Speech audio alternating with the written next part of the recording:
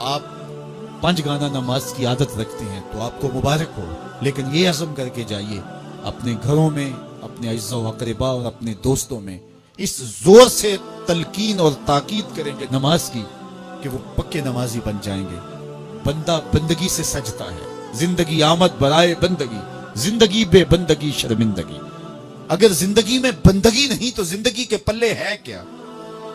علماء نے لکھا ہے کہ یہ سارے درخت حالت قیام میں ہیں، چوپائے حالت رکوع میں ہیں، مینڈک تشہد میں ہیں، اور حشرات الارض سجدے میں ہیں، اور انسان اشرف المخلوقات ہے۔ اس کی عبادت میں درختوں کا قیام بھی رکھا گیا، اور رکوع بھی رکھے گئے، اور سجدے بھی رکھے گئے، اور قعدے بھی رکھے گئے، اس لیے تاکہ اس کی عبادت تمام مخلوقات کی عبادات کی جامع بن جائے۔